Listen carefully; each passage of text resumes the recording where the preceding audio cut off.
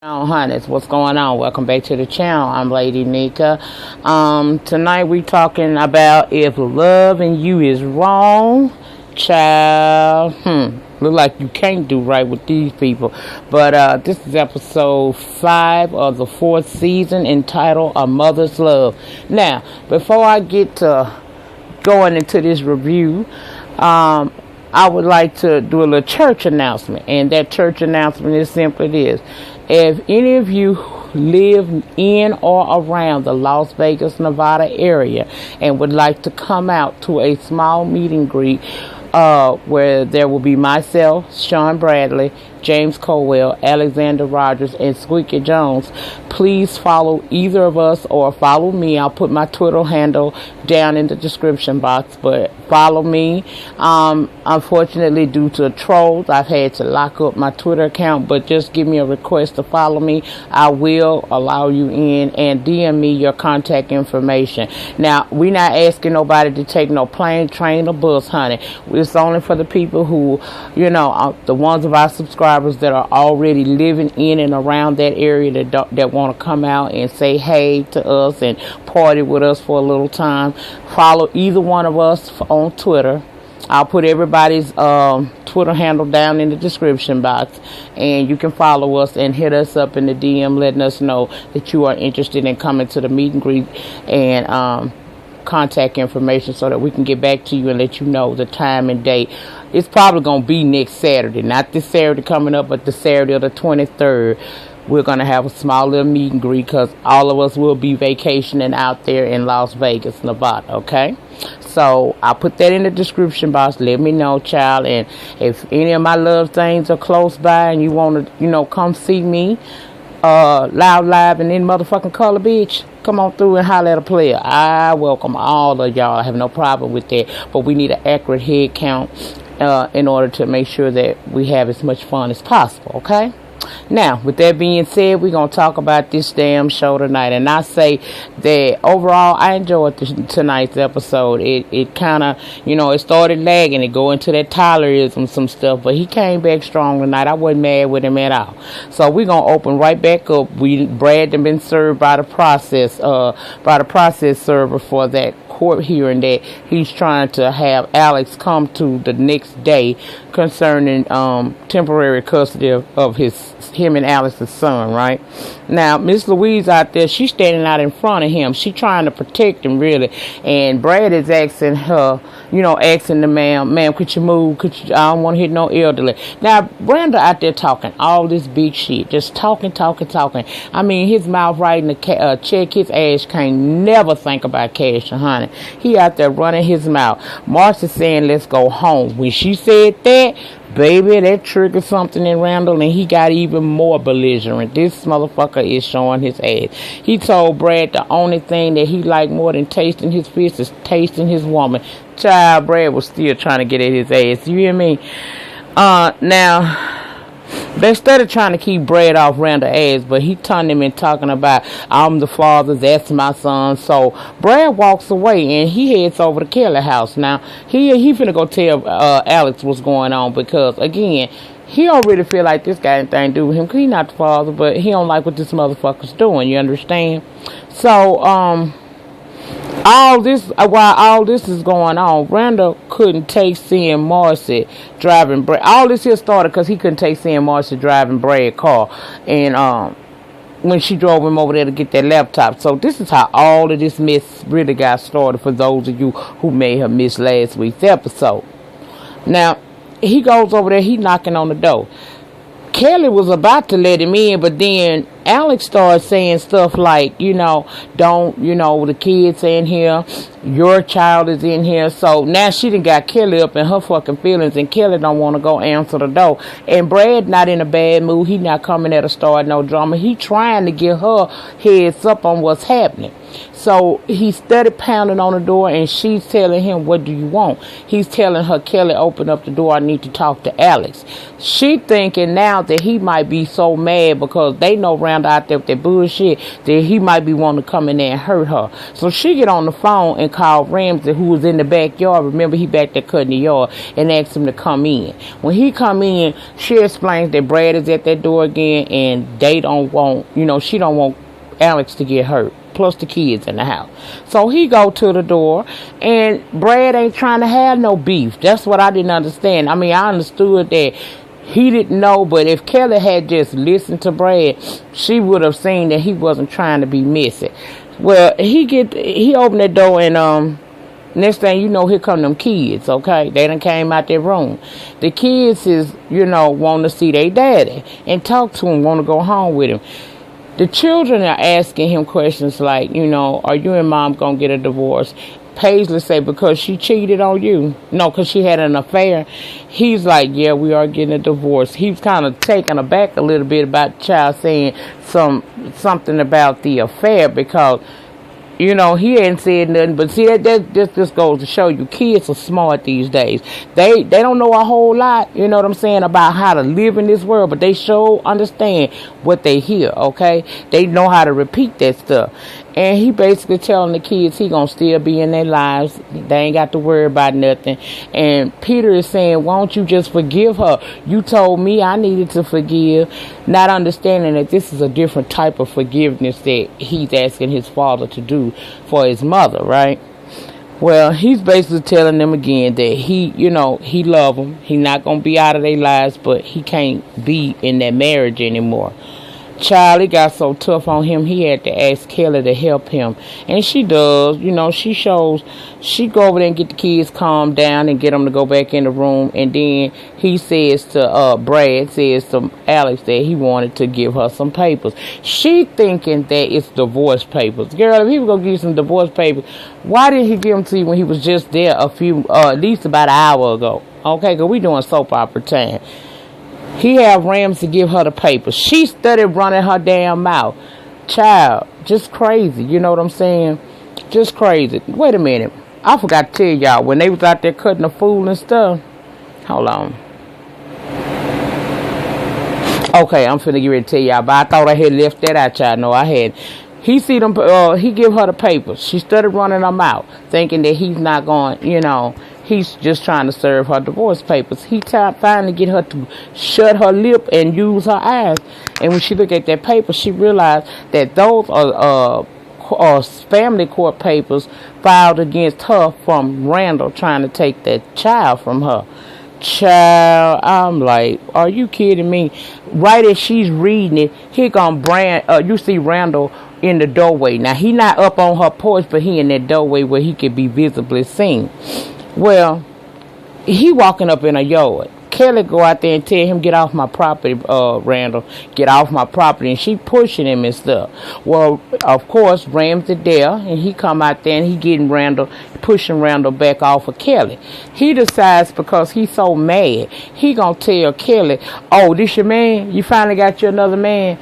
Oh, is this one gonna stick around, or are you gonna wind up buying another house that you can't afford? At this point, she living and ready to punch him in his shit, okay? But she don't, because Ramsay holding her back, and he's telling her, she telling him to get out her damn yard. All this bullshit going on. Miss Louise is standing out there saying, this is too much. I told him. He is doing too much. She just outdone, because she see how crazy her son is looking in this moment, right? Well, child, after he get through insulting her, out of nowhere, Alex done come up out that damn house. Now, at first, Ramsay was trying to hold her back, because she came straight out that door, Kelly door, popping him all upside his damn head. She slapping him.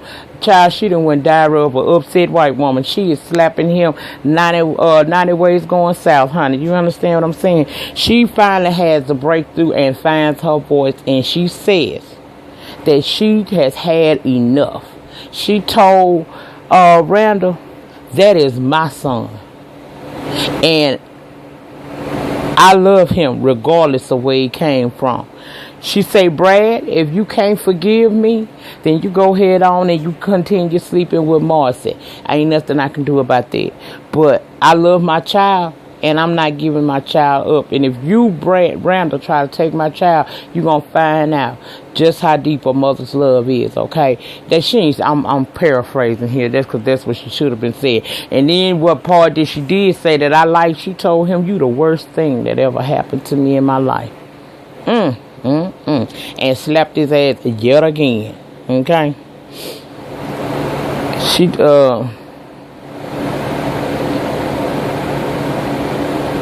told him she gonna fight to the end for her child. Now all this time, Miss Louise still standing in that background, looking at her son like, Lord, he has truly lost his MFing mind. My child ain't gonna live long if he keep this mess up. Child, next thing you know, Brad and Marcy walk off. They get in the car together. They leave. Randall finally decides to get the hell up out of Kelly yard because it's either going to be that or Ram's going to put you out. He going to walk out the yard, try to kick her bush like that fucking matters. And, of course, Kelly and them gone on up in the house, okay? Child, that's a whole lot. Next, we see Julius going down to see his dad in the hospital, right? And when he get there, it's this, older looking lady sitting up in there with him, and she get ready to walk out. His daddy tell her, we're going to tell him today. And so Julius asking, who is she? His daddy tell him. I guess because he got that oxygen mask on. He only got a little breath left in it. So the woman tells him that they've been together for 30 years. He talking about, what about my mama? She said, let me correct it. We've been together secretly for 30 years. And Charlie got 2 kids. And guess what? One of her children is Quan. Y'all remember Quan, the one he was jacking up trying to tell him that he better kill Eddie down at that burger shop or he was going to kill him behind his breath? Yeah, that one. He tried to call Quan a low-down drug dealer. She saying, you're a rich one. That woman wasn't here to play with him, okay? Julius was trying to be disrespectful toward that lady. You could tell in that moment his dad wasn't having it. He told him, you won't disrespect her like that. You disrespect her again and I'll leave you out my will and leave everything to my daughter, because keep in mind they got 2 kids together, okay? He's still trying to wrap it around his mind how his mama ain't know. Baby, your mama probably been knowing that she been sharing her dick, but some women they just stick around, and then sometimes it's cheaper to keep a child, okay? Later on, we see an elevator scene where old girl getting on that elevator getting ready to leave, right? Julius going to try to get on the elevator and think he going to punk her. He asking her who is her daughter. She said, her, like I'm going to tell you. I would never tell you. So he tried to kind of like act like he going to flex on her. She told him, I'm the baddest motherfucker I'm the baddest motherfucker this year. And don't make me show you better than I can tell you. And she got off the elevator and went on about her damn business. And he couldn't do nothing but pick his face up off the floor. Because, bitch, that woman was what we call unbothered. Okay? Now, over at Kelly, she checking on Alex. And Alex done fell asleep with the baby, okay? She go in there talking to Ramsay. She apologizing for all of those disturbances today. He said ain't no problem. And she said she thanking him for protecting her and Alex. And he accepts it. They joke around for a little bit about him being a badass with the karate stuff he did with Brad and stuff. And then she tells him he makes her feel safe. And he tell her, you should always feel safe. But he go in and ask her about, what was Randall talking about the guy situation. She didn't really want to talk about that. She got to talk about maybe he need to go take a shower and stuff like that. And he realized she was deflecting. And he ain't let her deflect. So she wound up telling him the story of what happened with her and Travis. He told her that... he told her Travis don't know a good woman when he see one, and that she need her a man and not a boy. Okay, child. He went to lean into her like he was finna kiss her. Baby Kelly then closed her eyes, and them lips just ready. Child, he reached over there and got them keys. She opened her eyes because it was taking too long to make that lip-to-lip connection. And he said, I'm finna go, he said, I got to get my keys. I got to go home and take a shower, but I'll see you tomorrow. I'm next door if you need me. Child, I was like, Kelly, girl, he gonna make you work for it just like you gonna make him work for it. I was here for this shit. I like that, child. Meanwhile, Ellison came in the room holding the baby, and she done seen that interaction, and so they laughed about it for a few minutes. But Alex say, I'm tired now. I'm gonna go home, And she's saying, you ain't got to go home. You can stay here. She's like, I just live next door and I want to go home. I'm going back to my house tonight. So Kelly done decided, I tell you what, since you want to go home, we'll make it a fun night for the kids as well as the girls. We'll all come spend a night with you, and the kids gonna love that. Alex agreed with that, so they gonna have a sleepover down there at Alex's house, child. You might as well stand in your mess, Alex. You made this mess for yourself. You better stand in it, girl. Now, let's go back down there to the hospital. And, y'all, I think this officer named Andrew. I'm not sure. If I'm wrong, y'all put that Get Me Together down there in them comment sections. Okay? He looking in there at Pete, and then this woman come up to him, a nurse. I guess he know this chick, and he asking her, would she be the nurse that's on duty tonight? She said, yeah. He said, would you please keep an eye on my friend here? She was like, that's part of my job. He said, no, I need you to keep an extra eye on him because the officer Ben that's gonna be on overnight patrol for him. She was like, drug addict Ben? He was like, you know her? You know him? She was like, yeah, when he was in here, he always was taking we were always giving him a high amount of pain medication, and that's always a telltale sign that somebody may be addicted to painkillers and stuff. He said, well, since you know about that situation, you can kind of understand what I'm saying. Could you please keep an eye out on my friend here tonight? Well, she notices that Andrew seemed a little scared, and she asking him what's going on. He said he just concerned, and considering she know about how Ben is, that all the more reason for her to keep a close watch, and she say she will. Now, Natalie calling over there to Lucian, and he ain't answering his phone, so she leaving a voicemail about somebody left something, and she forgot to give it to him, and that she's making room in the drawers for him, and she, call her back when he get that message, but she'll see him later on tonight. She happy her man coming home, okay? Then, as soon as she got out that call, Esperanza called her, and they talking about, the meet and greet up to Alex's house tonight. And everybody going. Esperanza telling her that Eddie and Lucian not riding together no more, because Natalie asking about, what's going on between the two of them. They not going to be riding no more. And with Lucian's moving up so fast in the department, Esperanza says she kind of worried about how people will respond to that name, the Eddie, okay? Then they talk about Claudia because Natalie want Esperanza to keep an eye on Claudia because Claudia was giving Lucian his phone number, her phone number. Now, that ain't do nothing but hiding this whole motherfucking disdain for this girl, because she mad because Eddie was talking to her. That's the only reason why she got that kind of dislike for that girl, is because of that, okay?